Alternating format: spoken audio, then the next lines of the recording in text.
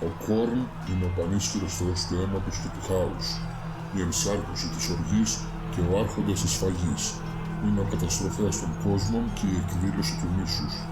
Με τη θέλησή του, ολόκληροι πολιτισμοί έχουν σφαγιαστεί. Οι θνητοί ακόλουθοί του και οι λεγεώνες των δαιμόνων του χαράσουν ματωμένα μονοπάτια στα βασίλεια των θνητών. Αίμα για το Θεό του αίματος και κρανία για το θρόνο του κρανίου.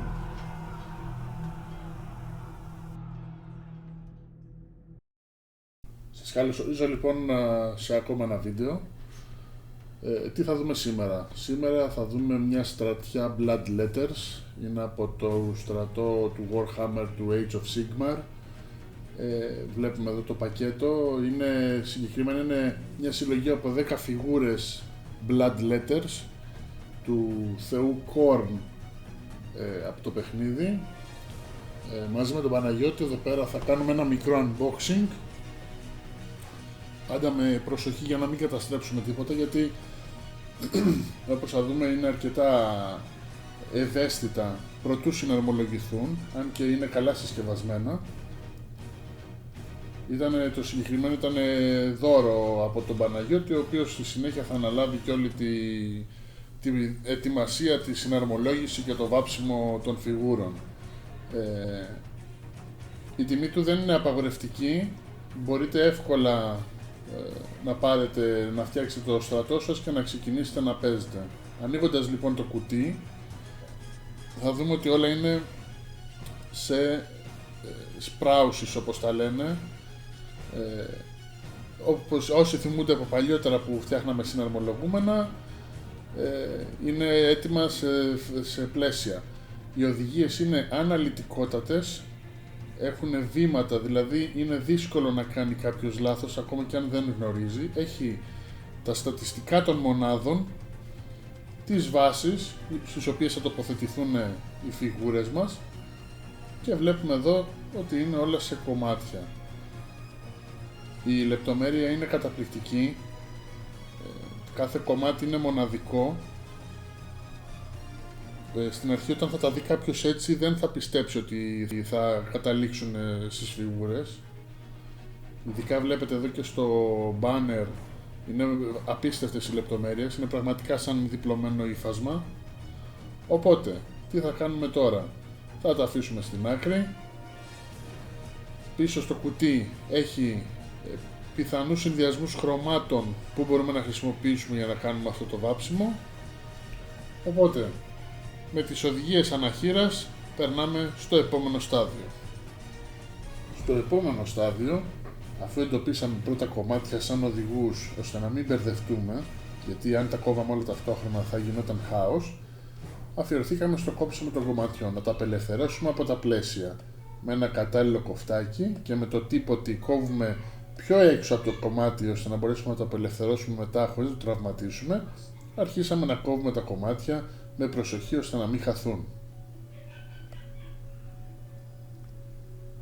Στη συνέχεια, με την επίσημη κόλλα της εταιρείας, η οποία σημειωτέων δεν κολλάει στα χέρια, αλλά όταν έρθουν δύο κομμάτια πλαστικό σε επαφή μαζί γίνονται σώμα, οπότε οποιαδήποτε ατέλεια και σημείο ένωσης εξαφανίζεται.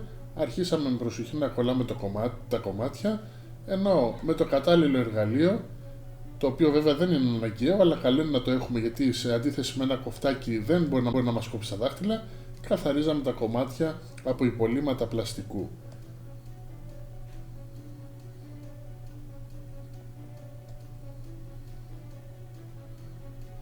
Μετά από αρκετή προσπάθεια και αρκετή ώρα, ο πρώτος στρατιώτης ήταν έτοιμος. Το αποτέλεσμα ήταν κάτι παραπάνω από ικανοποιητικό, καθώς θα δείτε ότι η λεπτομέρεια είναι απίστευτη και μας αντάμυψε πλήρως. Ο πρώτος λοιπόν ήταν έτοιμος. Καιρός να περάσουμε και στους επόμενους. Σύντομα το τραπέζι θύμιζε εργοστάσιο παραγωγής πολεμιστών Korn, με κομμάτια και φιγούρες να περιμένουν τη σειρά τους.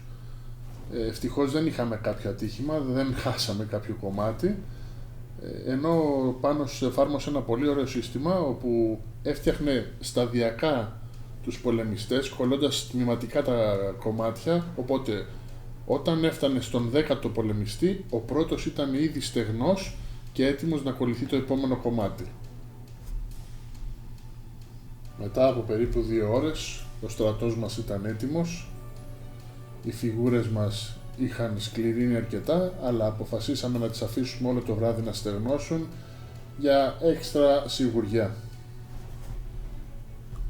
Την επόμενη μέρα οι φιγούρες είχαν κολληθεί στις βάσεις και είχαν περαστεί ένα ωραίο στρώμα primer, με αποτέλεσμα να αναδειχθούν όλες οι λεπτομέρειες, και έτσι οι πολεμιστές μας περίμεναν υπομονετικά στη σειρά για να βαφτούν. Η βάση των φιγούρων έγινε με το Flesh Tearers Red, το οποίο είναι ένα contrast χρώμα, είναι από την καινούργια σειρά χρωμάτων, τα οποία ενδείκνυνται τόσο για έμπειρους βαφείς όσο και για αρχάριους, καθώς εξαλείφουν την ανάγκη για wash και πολλαπλά στρώματα. Η μπογιά είναι αρκετά λεπτή ώστε να συσσωρεύεται στα πιο βαθιά μέρη της φιγούρας, προκαλώντας έτσι διαβαθμίσεις στο χρώμα, και καθώς στεγνώνει το αποτέλεσμα είναι πραγματικά καταπληκτικό. Στην περίπτωση αυτή βάφτηκε η φιγούρα ολόκληρη εκτός από τη λεπίδα, τη λάμα, τη λαβή και τη γλώσσα του χαρακτήρα, τα οποία θα γίνουν με άλλα χρώματα στη συνέχεια.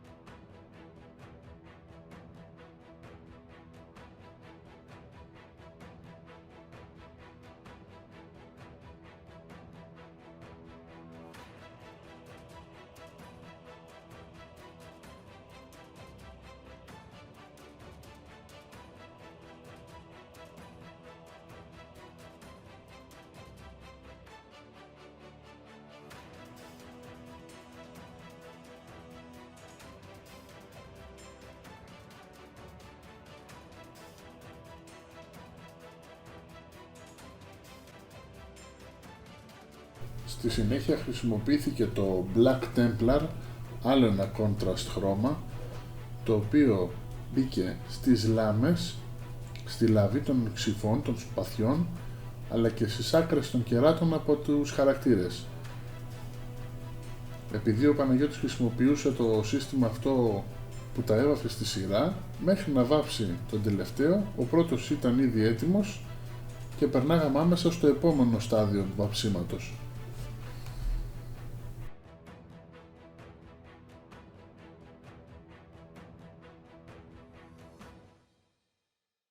Το επόμενο κομμάτι που βάφτηκε ήταν οι λαβές από τα ξύφη, οι οποίες βάφτηκαν με το Agaros Dunes, ακόμα ένα contrast χρώμα, τα οποία από ό,τι φαίνεται θα γίνουν και τα αγαπημένα μας, καθώς δίνουν πάρα πολύ καλό αποτέλεσμα σε πολύ μικρό χρονικό διάστημα.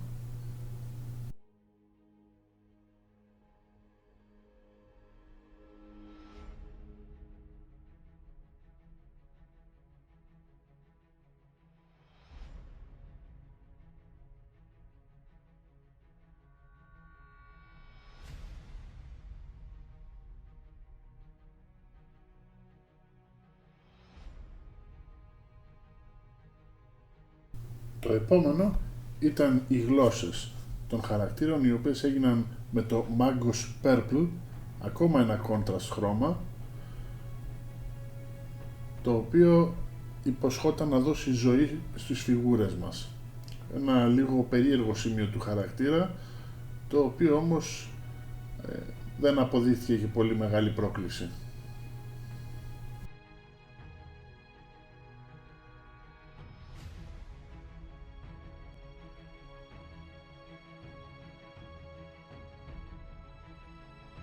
Την τελειωτική πινελιά έδωσε το Skeleton Horde, το αγαπημένο contrast του Παναγιώτη, το οποίο τοποθετήθηκε στα στόματα, στα δόντια συγκεκριμένα των φιγούρων, ολοκληρώνοντας έτσι το βάψιμό τους.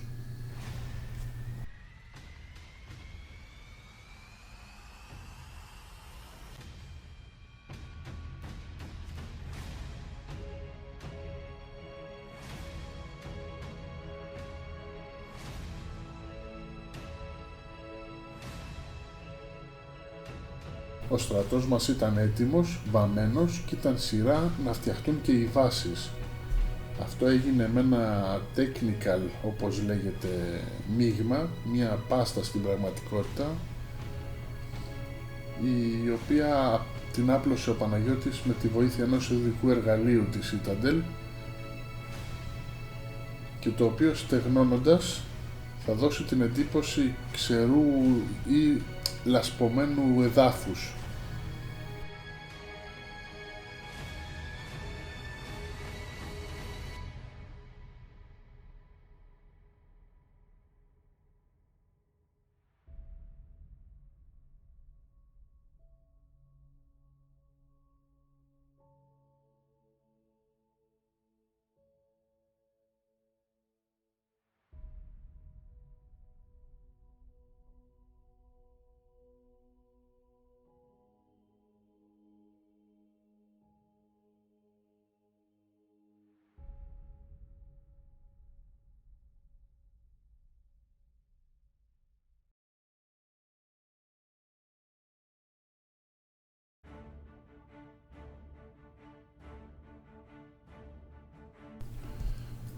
Ήταν μια μοναδική εμπειρία. Ευχαριστώ και πάλι τον Πάνο για το δώρο του, αλλά και για τον κόπο που αφιέρωσε.